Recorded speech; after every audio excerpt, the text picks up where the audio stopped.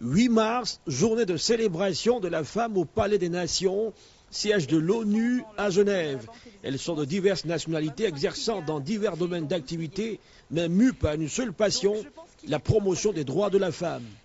Un gratin de femmes leaders réunies autour d'un colloque international sur le leadership féminin dans l'émergence économique et le développement durable.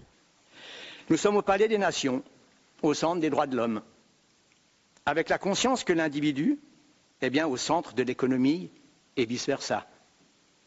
Il s'agit pour nous aujourd'hui, pour l'humanité, de relever les pistes objectives qui nous feront passer d'une économie de guerre à une économie de paix.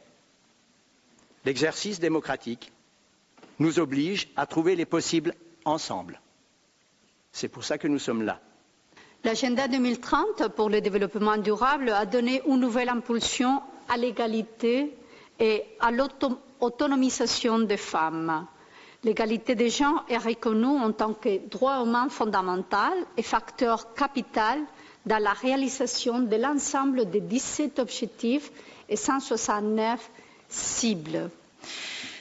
Nous avons voulu nous réunir aujourd'hui à l'occasion de la Journée internationale de la femme sur le thème « Femmes au cœur de l'émergence économique et du développement durable ».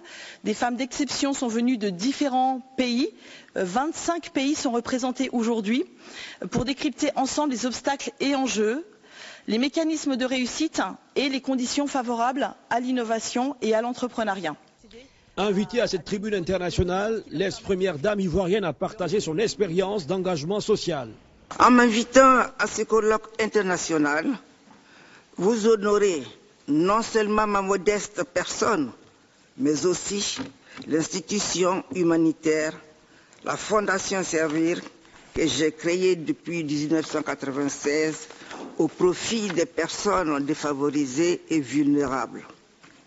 La priorité actuelle de notre combat réside dans la lutte contre l'insuffisance rénale, une pandémie, un tueur silencieux qui dévaste et ravage nombre de foyers sur le continent africain.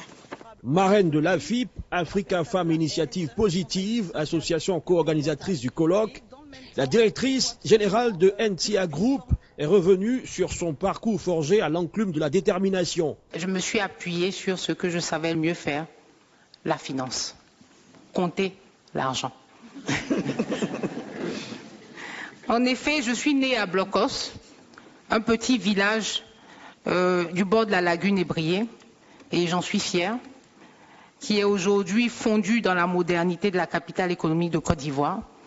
J'ai grandi avec mes tantes qui préparaient de l'attiéké, un repas traditionnel à base de manioc. Et à l'instar d'autres filles de ma génération, j'aurais pu être vendeuse d'attiéké, très bonne vendeuse d'attiéké. Mais j'ai eu un père qui a décidé d'avoir d'autres ambitions pour moi. Et il a mis un point d'honneur à me scolariser et à me pousser à aller jusqu'au bout de mes études. Loin d'être une association de l'élite féminine, l'AFIP entend promouvoir l'entrepreneuriat féminin, vecteur d'une croissance inclusive. Plusieurs échanges ont meublé les débats pour une célébration de la femme qui se doit d'être celle de tous les jours.